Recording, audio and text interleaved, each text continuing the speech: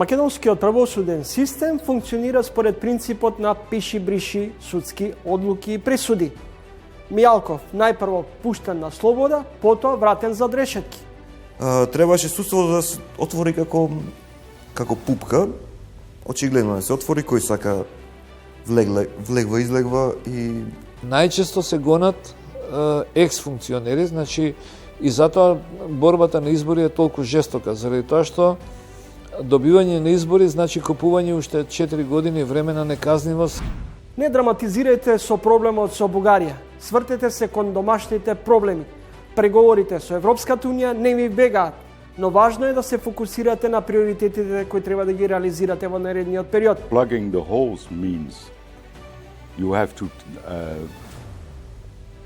make the legal loopholes go away that enable corruption. You have to adopt new laws to prevent corruption. And pumping means you have to go after those who are corrupt and bring them into court.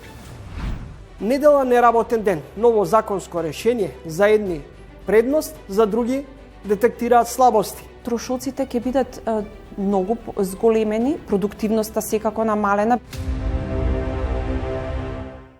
Македонското судство одамна е на стаклени нозе. Битката против организираниот криминал, но и реформите околу македонското правосудство постојано се мета на критики. Денове топ вест беше одлуката првична за ослободување, односно пуштање од притвор на Сашо Мијалков за само неколку часа. Потоа повторно да се донесе одлука за притвор по друг предмет во кој е осуден Сашо Мијалков.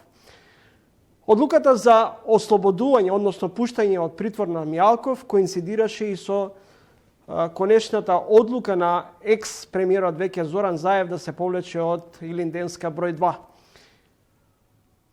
Во ово издание на Тренинг, мој соговорник е познатиот македонски адвокат Александар Тортевски. Господине Тортевски, во ситуација кога има низана предмети кои се водат против Сашо Мијалков, дали оваа одлука првична да му се даде шанса да се брани од слобода, требаше да се докрај да се реализира, или можеби одлуката потоа на кривичниот суд да му се донесе нова одлука за притвор по друг предмет е поправедна, праведна? Ние конечно како општество треба да се научиме дека не треба да ги коментираме одлуките, судските одлуки. Тоа е основно правило на демократијата и на развиените правни системи. Судските одлуки не треба да се коментираат, особено од представници на извршна власт. Значи, факт е дека пресудите и одлуките на судот се носат во име на граѓаните и дека одлуката треба некако да го одразува просечното мислење на просечниот граѓанин. Во нивно име се носат одлуките, меѓутоа сепак ги носат, струката ги носи одлуките. Ја би сакал прво да расчистиме едно прашање што представува гаранцијата. Пуштање од притвор со гаранција, да знаат гледачите кои се лаици зошто се одредува гаранција и што е нејзината поента, зошто е таа вградена во правните системи. Гаранцијата е, просто кажано, сума на пари, износ или вредност, со која што општеството се сложува пречутно дека обвинетиот може да избега. Значи, со кој износ ние како општество го прифаќаме ризикот дека одредено лице може да избега, значи да депонира одредени средства, па подосна може би и да избега. Ако сте гледале, секако сте гледале амерички филмови или ако сте имале можност да видите како одат судењата таму, ќе видите дека таму многу прагматично е решено прашањето на гаранција. Кога се одредува притвор, судијата веднаш одредува и износ на гаранција. Освен за, што би се рекло, неразумни кривични дела, мислам, каде што не можете да очекувате разумно однесување од обвинетиот за педофили, силувачи, серијски убици, тероризам, таму нема гаранција, меѓутоа во сите други случаи судијата веднаш одредува гаранција со притворот и обвинетиот излегува кога ќе ја исполни гаранцијата. Судот подошла не навлегува во тоа, значи на кој начин ќе бидат обезбедени парите, тоа не го интересира, меѓутоа секако, значи тоа не треба да биде имот кој што е предмет на други постапки, не треба да биде имот кој што е оптеретен со хипотеки, секако, значи и не треба да биде имот кој што произлегува од некакви кривични дела за кои што се водат постапките. Меѓутоа, господине Тортевски, може ли да му се верува на обвинето лице кој пред само неколку месеци исчезна од државата неколку часа, беше во потрага и постојано тврдеше дека никогаш нема да избега од државата? Па јас мислам дека токму тоа е причината за која што е донесена втората одлука вчера. Значи не ги знам поединостите, не ги знам деталите на вистина, меѓутоа го знам рефлексот на судиите кој е, значи лице што еднаш се криело неколку дена или било во бегство, многу тешко, значи многу време треба да помине, многу треба да не биде веројатно толку медиумски експонирано, и тоа има значење во нашиот систем, значи многу тешко добива укинување на притворот. Комерцијална банка според податоците се согласила да биде во втор ред за евентуална наплата во случајот со Мијалков, што се ретки вакви одлуки. Банката само го ризикува сопствениот капитал. Банката е приватна, значи акционерско друштво, и акционерите на банката имаат потполно право да побараат од менеджментот на банката објаснување на првото акционерско собрание, зашто банката се сложила нивното побарување да помине во втор ред. Инаку, од она што слушам, не сум сигурен тоа, пак ќе ви кажам, слушам дека таа согласност е повлечена од банката, дека и можно е и тоа да биде една од причините за овој куршус, мислам вака. Мислам дека Комерцијална банка има повлечено таа согласност во меѓувреме. Во јавноста голема врева се крева околу случајот и судските процеси кои се водат против Мијалков. Но никој не отвори или ретко се отвара темата околу сумата која е понудена. 11, повеќе од 11 милиони евра. Па видете, јас од социјалните мрежи сум активен на Твитер, најчесто поставувано прашање беше од кај му се тие 11 милиони евра. Тоа Твитер заедницата, луѓето го поставуваат тоа прашање, и тоа е сосема разумно и легитимно прашање, и државните органи исто така треба да го постават тоа прашање.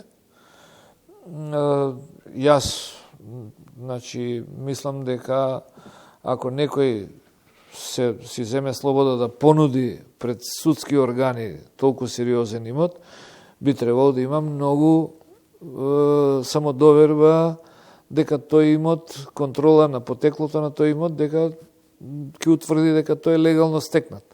Не сум во состојба да предпоставувам и да зборувам дали е или не е тоа моја работа во моментов. Меѓутоа, пред малку кога ви ги кажав во развиените системи кои се принципите, значи гаранција да, меѓутоа и имот кој што не смее да биде во никаков случај поврзан со кривичните дела, заради тоа што некој дел од имотот, ако е значи, предмет на постапките кои што се водат, а тој дел имотот е даван под хипотека, тој имот практично треба да биде замрзнат со почнување на овие постапки. Значи, една од основните обврски на обвинителот е да покрене, кога покренува постапка за некакво противправно одземање на општествен имот, државен имот, да покрене постапка веднаш да побара мерки за обезбедување и тој имот да биде замрзнат. Господине Тортевски, во речиси сите меѓународни извештаи многу често ни се забележува, односно на македонското правосудство му се забележува дека притворот понекогаш или многу често се злоупотребува. Апсолутно.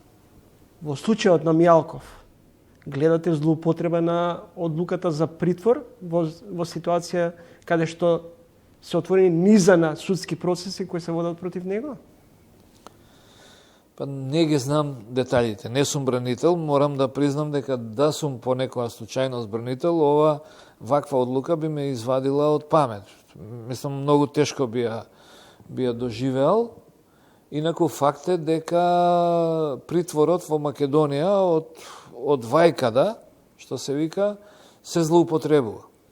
Затоа што притворот многу често се користи како средство за изнудување на одредена спогодба, значи човек кога е и во притвор, полесно признава вина, полесно се одлучува да признае вина, за побрзо да излезе или од притвор или да отиде на издржување на казна, затоа што притворот е ужасно тежок. Во некои правни системи лежењето притвор се двојно се пресметува во казната затвор, евентуална подоцна.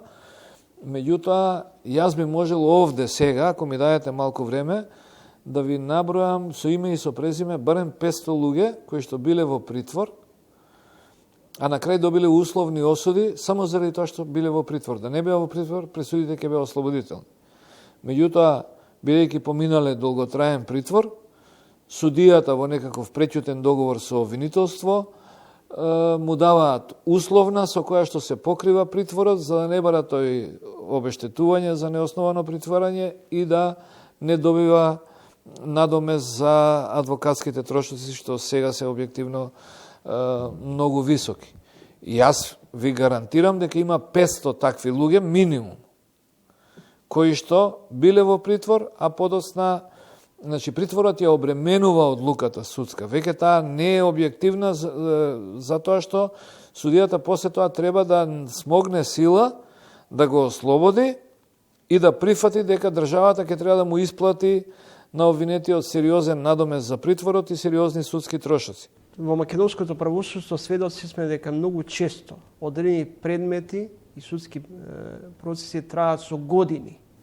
Па еве денеска... Дали е тоа во насока на застарување на тие предмети или можеби поради слабата карика која постои понекогаш во обвинителството, односно немоќта за обезбедување на доволно докази во тие случаи? Па и едното и другото. И едното и другото, меѓутоа има и незнаење.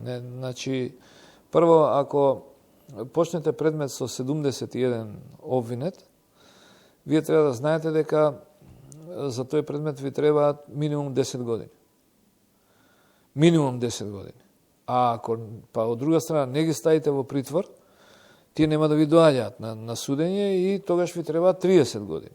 Значи, одма дупло ви одат, затоа што 71 обвинет и 71 адвокат, од 140 луѓе, сосема природно и нормално е еден месечно да се разболи и да не може да дојде на судењето. Сега, кога по 3 пати во текот на судењето нема да дојдат, само по себе, по дефолт, процесот трае многу долго. Значи, прво, треба да се прави проценка колку и како дали може во една таква ситуација да се заврши предметот. Второ, обвинителство нема кадри.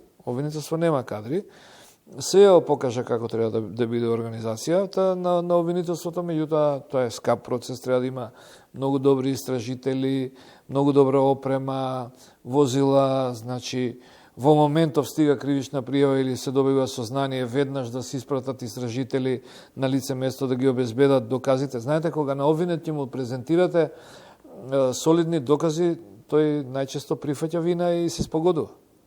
Еве, сега излегувам од предметот Змиско око, што е почнат 2007 година. И по моја проценка, многу веројатно, бидејќи само што заврши застапникот на обвинението, кој комплетно ги подржа жалбите, бара да се укине предметот и најверојатно ќе се укине, значи многу веројатно дека тој предмет ќе оди преку 20 години. Зошто? Заради тоа што прво се 71, второ не се расчистени што кој направил, што злоупотребил и трето што сите ставаат во еден куп некаква штета од 4,5 милиони евра и сега некој што може би издал или не издал една фискална сметка треба да биде задолжен солидарно. Солидарно значи дека сите заедно треба да платат и тоа тој што има 4,5 милиони. Дали како држава се помиривме дека неказнивоста станува пракса? Да, значи луѓето ја губат довербата. Значи луѓето знаат дека прво кај нас постапки се водат само спрема екс-функционери. Најчесто. Значи, на прсти на една рака може да се избројат функционери кои што биле подложени на кривичен прогон за време додека се функционери. Можеме сега да ги кажеме, ама може би не е место и не е коректно. Значи, најчесто се гонат екс-функционери, значи, и затоа борбата на избори е толку жестока, заради тоа што добивање на избори значи купување уште 4 години време на неказнивост и а кога се прави криминалот? Криминалот се прави кога се на власт. Тој што е во опозиција нема можност, нема инструменти, не може да злоупотребува. Што значи дека се уште меѓу редови постои таа спрега помеѓу извршната, судската и одредени бизнес моќници. Па видете сега, политиката е, значи бизнес моќници финансира пред избори во партијата, можеби ако е многу лукав и на двете страни. И кога ќе стане неговата, условно кажана, опција власт, тој потоа добива одредена позиција преку која што стократно си ги враќа парите. Многу голем инструмент е полицијата, затоа што јавното обвинителство, кога нема доволно податоци, бидејќи нема истражители, му праќаат барање на јавниот обвинител, на полицијата им праќаат барање да им испита нешто, дали има, нема криминал. Тие уште еднаш нема да одговорат, ќе ги кријат доказите и тој предмет полека ќе падне во заборав. Почитувани гледачи, тоа беше адвокатот Александар Тортевски, а по кратката пауза за реклами, мој следен соговорник е холандскиот амбасадор во земјата Дирк Јан Коп. The thing is that over the past months it has become completely clear that in Europe Bulgaria is on its own. Nobody shares the position of Bulgaria. 26 member states think this country is ready to start negotiations. So that this problem still exists is a problem between North Macedonia and Bulgaria, but also in the past few months you have seen the pressure on Bulgaria growing. In my view, still, it shouldn't be made into a drama. Why? Because our aim, your strategic aim, is not the start of the negotiations. Your strategic aim is the end of the negotiations. Понизата препораки на Брисел во давањето од зелено светло за старт на преговори со Европската Унија, Северна Македонија и оваа година нема да ги започне преговорите, односно нема да се одржи првата меѓувладина конференција помеѓу Северна Македонија и Европската Унија. Амбасадоре, пред речиси една година констатирате корупцијата е состојба на умот. Како денес ви изгледа состојбата во Северна Македонија? Гледате ли некаков напредок и во кои области? When I had just arrived here, I compared corruption with a ship that is making water. Of course, it was immediately reported in the press that I compared North Macedonia to a sinking ship. I did not. I said, if you have a ship that makes water, you have to do two things. You have to plug the holes and you have to start pumping. Plugging the holes means you have to make the legal loopholes go away that enable corruption. You have to adopt new laws to prevent corruption. And pumping means you have to go after those who are corrupt and bring them into court. In both respects, this country is making progress. A lot of the necessary legislation that has to combat corruption has been adopted. There is now a state committee for anti-corruption measures. There is a vice prime minister to combat corruption. But also the sense in the governmental structures, in the judiciary, is growing that this is a problem. So yes, there has been progress, step by step, but the state of mind, it is of course extremely difficult for people who have grown up in a culture of corruption to be the only parent who doesn't bring presents to the teacher of their children. It is very difficult to be the only person not to bring a present to the doctor when you have an appointment. That is, if everybody else does it, then it becomes very hard to be the exception. But also here, I think the understanding is growing for what needs to be done, and it is important to keep targeting young people, students in the schools, to make this awareness grow. But also in that field, I see progress. It will be long and difficult, and it will be step by step, but it is possible to do. Амбасадоре, неодамна имаше објавено едно истражување со помалку парадоксални податоци. Граѓаните му веруваат на председателот на државата Стево Пендаровски и на армијата, меѓутоа не веруваат во владата, во институциите. Има уште еден парадоксален податок, а тоа е следен. И покрај тоа што постојано се пролонгира давањето зелено светло за старт на преговорите со Европската унија, сепак граѓаните се уште веруваат дека перспективата на земјата е во европското семејство. Како вие гледате на? I don't see any paradoxes. To take the first, both the president and the armed forces are branches of the government, of the state, together with all the other state institutions. If you take the army, since March last year, this country is a member of NATO, and Minister Šekerinska has now aligned the armed forces of this country with the military requirements in NATO. That is really in record time. She has done this extremely quickly. So that is the government making sure the army can function well in the new NATO circumstances. So there's no paradox there. The other one, trust in the EU is growing. I'm glad the population recognizes the enormous solidarity and support that was always there. It is maybe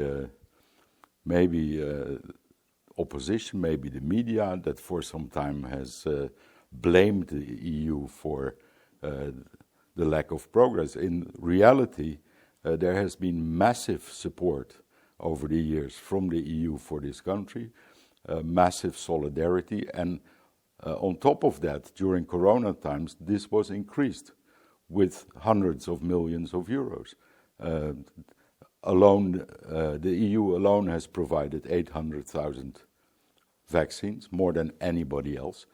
Individual member states have provided vaccines, all for free. This country has bought vaccines in China and in other countries. But from us, you got them for free, and on top of that, there has been a lot of financial support, not only for the health systems during the whole corona crisis, also for the economic and social fallout, and even direct budget support. So the image that has been painted by some that somehow the EU was abandoning North Macedonia, in my eyes, is completely ridiculous. The support is there, the solidarity is there, and will remain to be there. Амбасадоре, Холандија, како и голем број на земји членки на Европската унија, ја заговараат тезата дека преговорите меѓу Скопје и Софија не смеат да бидат пречка за почеток на преговори на Северна Македонија со Европската унија. Со сличен став неодамна во Скопје излезе и холандскиот премиер Марк Руте, кој оцени дека преговорите меѓу Скопје и Софија не смеат да бидат пречка за старт на преговори со Европската унија. Вие, меѓу другото, во јануари ќе речете, не драматизирате со Бугарија. Колку ваквите бугарски позиции се во спротивност со европските политики и пракси? The thing is that over the past months it has become completely clear that in Europe Bulgaria is on its own. Nobody shares the position of Bulgaria. 26 member states think this country is ready to start negotiations. So That this problem still exists is a problem between North Macedonia and Bulgaria, but also in the past few months you have seen the pressure on Bulgaria growing. In my view, still, it shouldn't be made into a drama. Why? Because our aim, your strategic aim, is not the start of the negotiations. Your strategic aim is the end of the negotiations. The end of the negotiations in a couple of years when you actually become a member of the European Union. That agenda is very clear. It's very clear what needs to be done in the 34 chapters that need to be negotiated. The road ahead is clear. It is clear what this country has already done, and it is clear what still needs to be done. This agenda will be backed up by the European Union and its member states.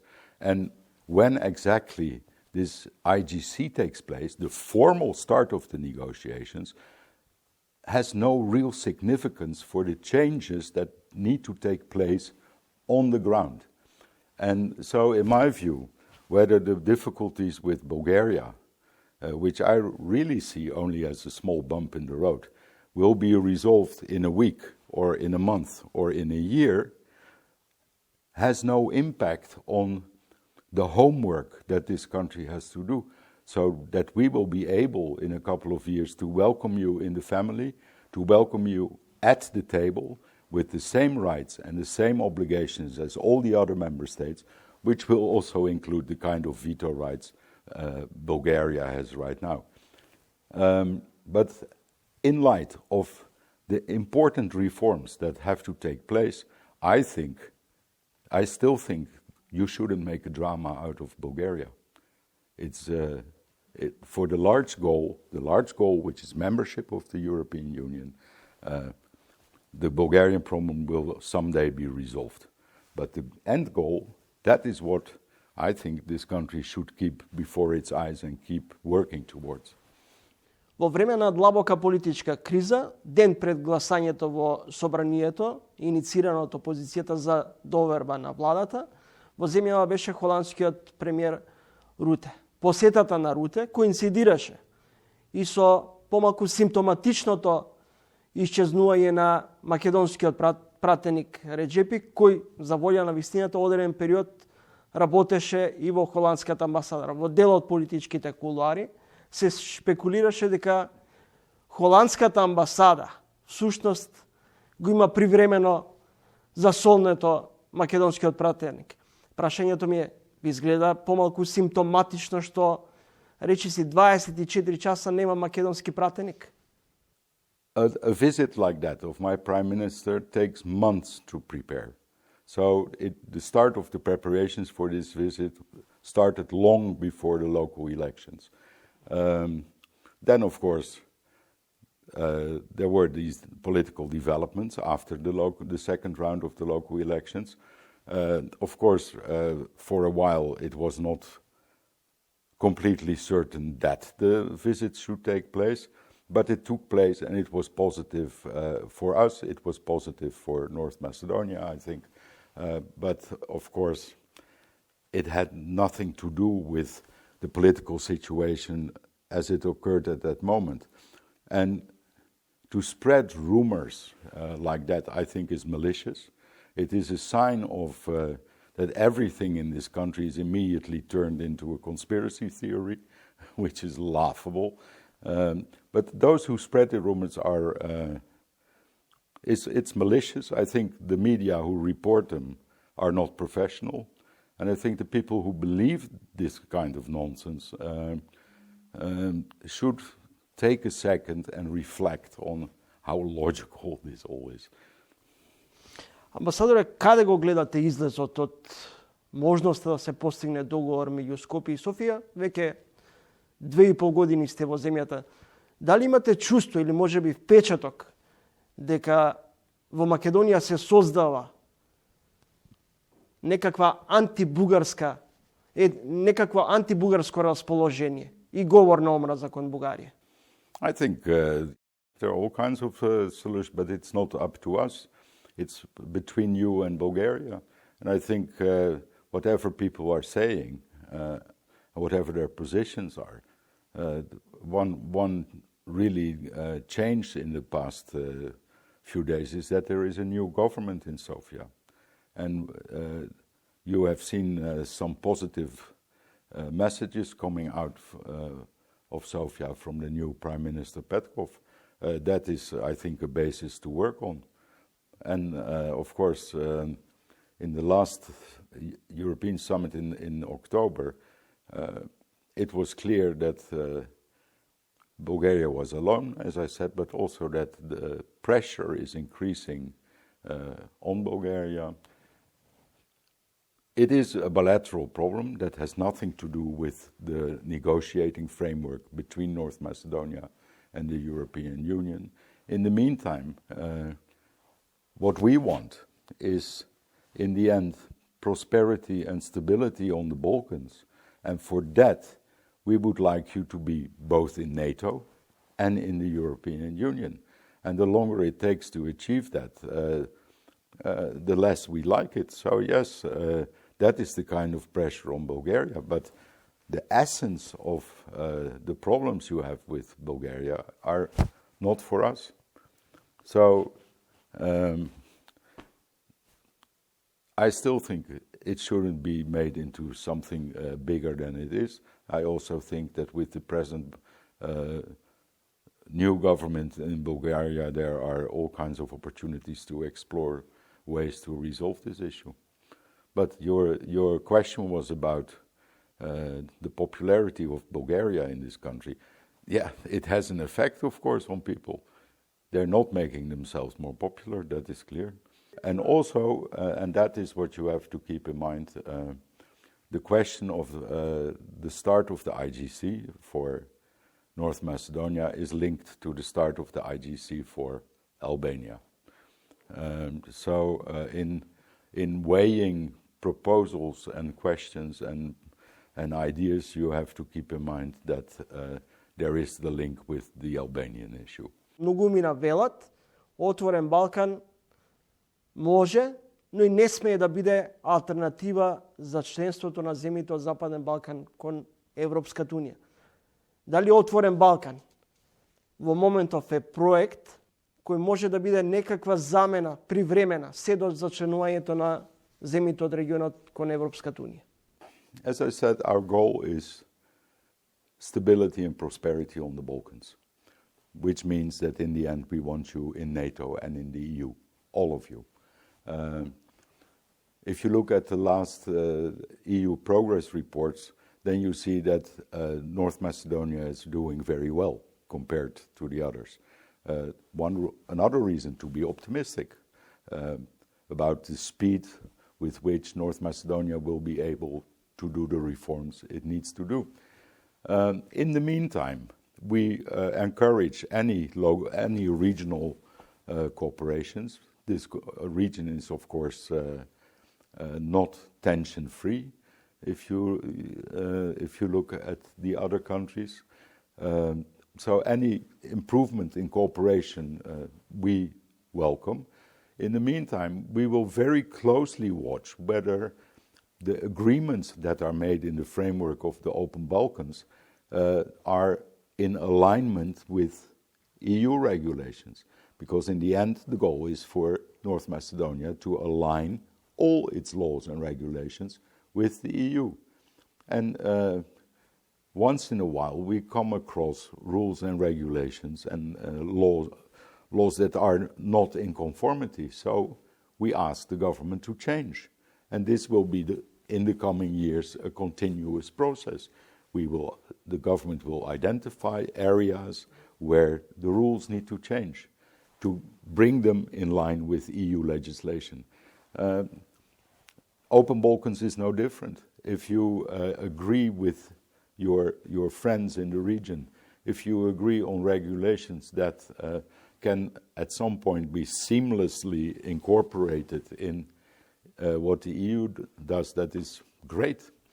If we spot at some point that there is a discrepancy between what you agree with your friends and what we need to have in the end, then we will mention it and we will ask governments to correct that. Амбасадоре, пред преседавањето на Франција со Европската Унија, председателот Макрон излезе со иницијатива, цитирам, проект Историја на Европа, поточно тестира идеја за ревидирање на европската историја. Дали ова упатува на контраверзите, на одредени контраверзии во европската историја? A real understanding of history, and I don't really want to comment on the French president, but a real understanding of history has to become by accepting facts for every people, both the triumphs and the great things, along with the black pages. And every country has black pages in its history. But of course, on the Balkans, this is not easy. The view on history is pretty fragmented. Every part of the Balkans has its own view on what the facts are. Certainly in a country where a quarter of the population is of a different ethnic constellation, of a different religion, the view on what the facts of history are difficult to agree on. But yeah, an understanding of history is very important, but looking towards the future is much more important. And that is what has to happen here. People should not wait until somebody else makes their decisions. They should determine their own future, and they should become masters of their own destiny. Велите, историјата е факт која не смее и не може да се менува, но треба да се фокусираме кон иднината. Дали сме заробеници на минатото? Yes, history should be known. History should be incorporated in every personal life.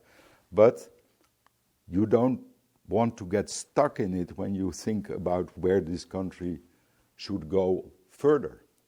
And you shouldn't be too shackled, too chained by your history. But the first step is, of course, to agree on what the history really is. And you see too often in this country, to my taste, that when one politician says nice weather, the other writes it down to use it against him when it rains. Амбасадоре, се чини дека Северна Македонија е во перманентна некаква криза, политичка, економска, социјална, енергетска криза. Имаме криза на морални вредности. Гледате ли потреба, можеби, за освежување на политичката сцена во земјава? This is, I think, part of the Balkan dramatization. There is no crisis. What crisis? Take energy, for instance. Yes, there is, the prices are rising, but they are rising everywhere in Europe, not only in this country. This is, there's also, it is healthy to look more at this country in comparison to others.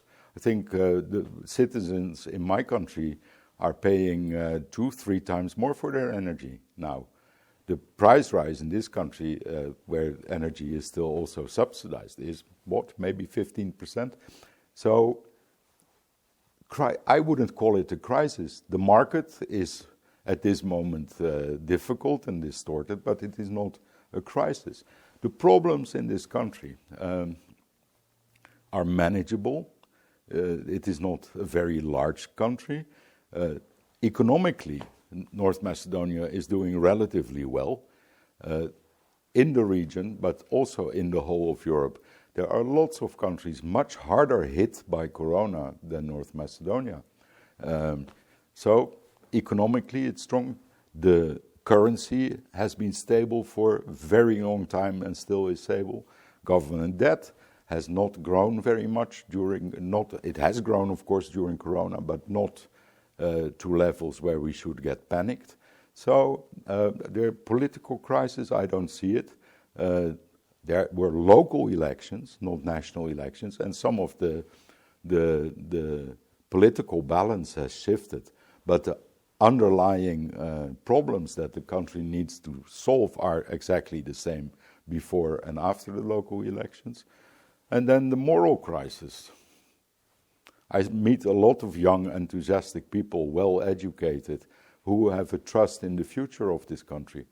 So the moral crisis, the only moral crisis I can see is this feeling of despondency I very often encounter. The feeling that somehow the people of this country cannot solve their problems by themselves. And in the end, you will have to solve the problems by yourself. It's your future. And but I also think you are able to do that. I'm pretty optimistic. The problems in this country are manageable, and you will get there step by step. So, crisis, I don't see it.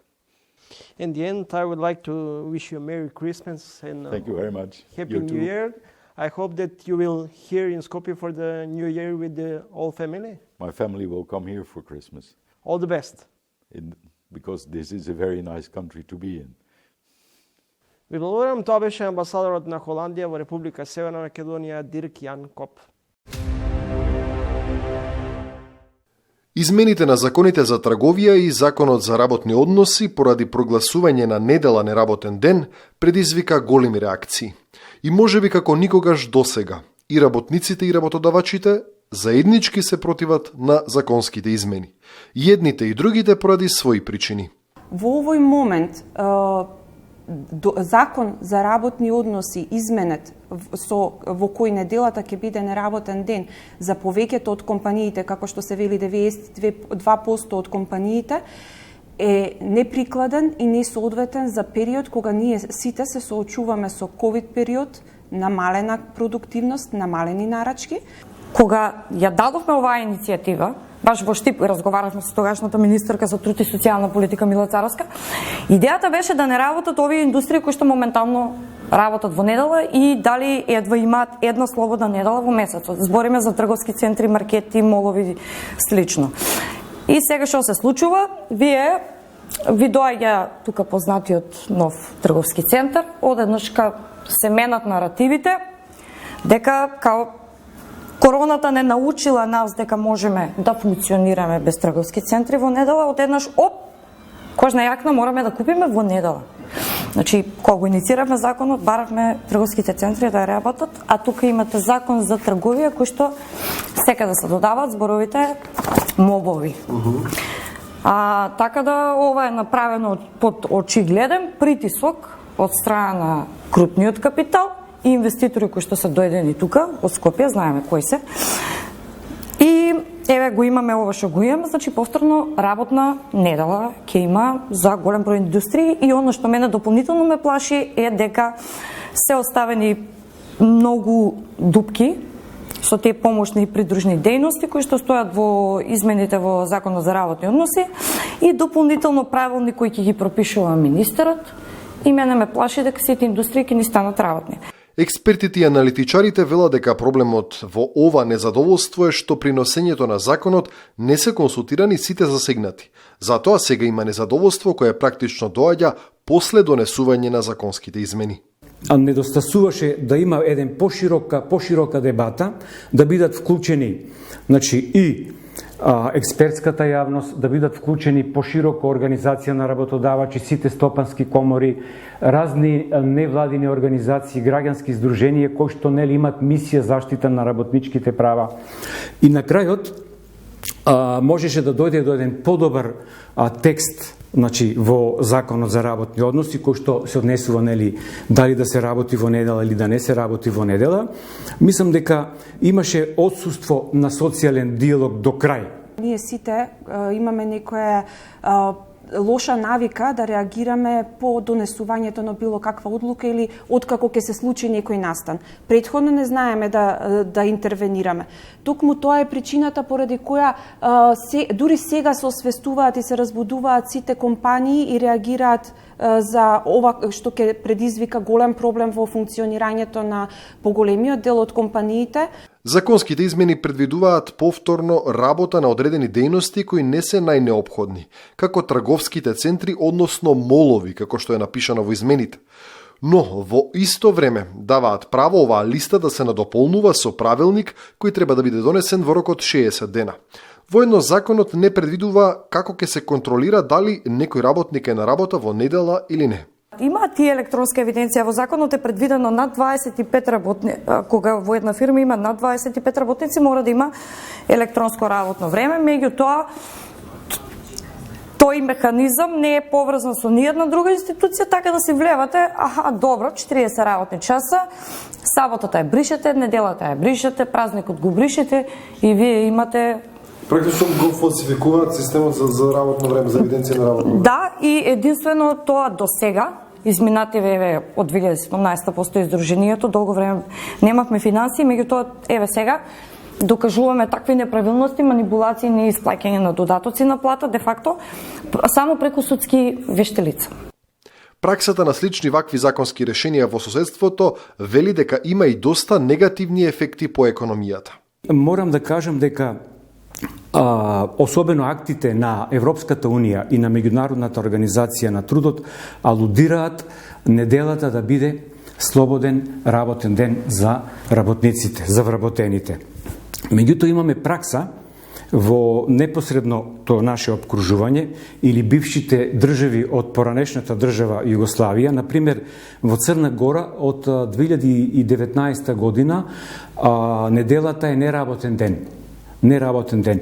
Импликациите во однос на ова прогласувањето на недела за неработен ден е во тоа што голем број на граѓани заменуваат од Црна Гора во соседните држави, пред се во Албанија, купуваат и проценка е дека тие трошат дневно и по 1 до 1,5 милиони долари од одењето во Албанија. Она што го збориме како здружение од 2018, а нас ни треба само евиденција на работно време. Контролирање на евиденцијата на работно време да биде поврзана со некоја од институциите. Ама во држава во која што ви имате и закон за минимална плата, па слушате за исплата од 2 денара, 5 денара, 100 денара плата, ви јасно што се случува. Значи тука си треба само волја. Подобрувањето на работничките права во Македонија е тема долго време, а последната година се зборува повеќе од било кога. Најавата на зголемувањето на минимална плата на 300 евра е обид да се подобрат правата или пак само уште една популистичка мерка која повторно ќе најде на реакции. Морам да напоменам дека оваа информација имаме токму од медиумите и од излагањата на премиерот во делот на зголемување на минималната плата. Економско-социјалниот совет ниту еднаш не се состанал да разговара за оваа измена на законот за минимална плата, односно интервенцијата, бидејќи Економско-социјалниот совет е телото кое одлучува по однос на законот за минимална плата. Минималната плата зависи од најповеќе од ангажираноста на работниците и се додека истата се смета како награда од владата, бидејќи она што го гледаме е дека доколку една плата е задолжителна, регулирана со закон, работниците ја сметаат дека истата е награда од државата, а не е заслуга нивна, нема да вроди со продуктивност во нивното работење. Ме нервира што цело време се збори за тој концепт. Минимална плата. Сите зборат за плата за живот, кој што е некаде, имаме правено истражување со мрежата Clean Clothes Campaign. Кај нас во Македонија, согласно моменталните поскапувања, скриената инфлација, плата за живот е некаде околу 730 евра. Тоа е плата за живот, а не синдикална кошничка од 30.000 денара, а сметката за струја ви доаѓа 10.000 денара. Што разговараме? Но добро е да има некаква загарантирана минимална плата. Сега некој на телевизија реков, џабе ви на вас и 2.000 евра да ви биде минималната плата, ако ви имате систем на управата за јавни приходи, кој дозволува и исплата на 2 денара плата. Дното се допре со кратењето и намалувањето на работничките права, дното се допре некаде пред 6-7 години, може би повеќе. Сега веќе има еден период кога Значи, и самиот пазар на трудот, сега забележите, сите знаеме дека веќе има селење на работната сила кон државите кои што го плаќаат трудот повеќе. Значи, и овој аспект не треба да се занемари. Неповолните состојби на пазарот на трудот и немање квалификувана и квалитетна работна сила во одредени професии, да речеме, наметнува, сама по себе наметнува, иако има и популизам во измените на законот и подобрувањето на работничките права, но самиот пазар на труд бара дека работничките права мора да полека да имаат една друга тенденција на квалитативно подобрување на правата од работен однос. Законското решение им дава право да работат на трговските дејности, но само во склоп на големите молови и трговски центри. Грдежниците, како овие зад мене, ќе немаат право на работа, иако тие не смеат да работат и кога временските услови не го дозволуваат тоа, па за нив дополнително се скратува можноста за работа. Законското решение за многумина е создадено невнимателно и остава простор тоа да се оспори на Уставен суд. Еве, шо неки им текни, бе, каква златна коза за нова година, козиот. Ова им плака мајката, како се викаше Колишевски. Али небитно да видиме, например, што имаме ова недела. Имаме други политичари, освен Колишевски, во заминување, така да целата влада и премиерот Заев се во оставка. Што е голема штета, затоа што многумина се чувствува дека изгубивме 5 години во ништо, а сепак не е така. Да видиме, например, што овие 5 години се случи. Се случи промена на името. Се случи членство во НАТО, тоа е окей. Добро, онака. Мислам, ќе даваме пари да не штитат од ништо, али тоа е добро. Се случи најголема корупција, имаме коруптивно сме на ниво полошо од времето на Груевски. Мислам, ако се сеќавате на времето на Груевски, ако не здрави и живи. Се случи договор со Бугарија, што не знаеме што е договорот и не знаеме дали ќе станеме бугари, дали ќе станеме грци, срби. Требаше судството да се отвори како пупка. Очигледно да се отвори, кој сака влегва, излегва и тоа е тоа. Многу ветување, многу надежи, а мало остварување. Мислам, добро, не е мало остварување, ово имаме бенефици, например, не плаќаме радиодифузна такса, алкохол после 7, тие светски придобивки. Освен Заев, сега ќе имаме нов премиер, нормално, некој Емил Димитриев, само без коса, а бродот кој тоне и почне веќе да го напуштаат првите глувци, така вели народот, јас не знам за глувците. А иначе овој напушта, заминаше Керинска, значи нема да има чизми поќе за армијата, кој зеде, кој не, нека си купи. Заминува Мила Царовска, фрлајте таблети, нема дигитализација. Замина Венков, мислам, замина. Не замина, требаше да го со булдужер да го вадат од фотелјата, затоа што сега тоа го презема алтернатива како договор со СДС, да се оствари некоја влада. Замина Коста Петров, замина врвот на иновацијата. Јас не знам веќе што ќе правиме. Мислам, имаше страшни иновации во последно време. Пица од 2000 години, имаше пакетче за чување крема што вреди 20.000 евро или така нешто. Страшни иновации, тежок ден ово е за иноваторството во Македонија. Се гледаме на дното, не знам кај се гледаме. Ко сме веќе кај дна, малце спортски риболов да видиме од судството наше, го пуштија Мијалков, па пак го вратија, то ти е онака, само фрлаш, враќаш, дур главниот крап е во Будимпешта. Али добро, таму на Дунав е прилично добро за мрестење. Нека е здрав и жив. Од другите иновации и реформи, недела станува неработен ден, освен за тие што ќе работат нормално 23 сектори, вработени во молови, вработени во трговски центри, индустрија, центри што не може да трпат денес да се откажи работата, па утре да се работи, што значи среќен работен ден на администрацијата. И ова е толку за ова година.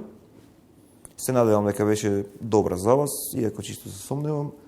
Се гледаме после нова година на поскапа струја, на поскапо грејење, со нов премиер и со нови надежи, пошто уште достана. Имајте убави празници, па се гледаме. Уште не можам да верувам ова коза дека е. Види. Иста коза. Ај, гаси таму да видам.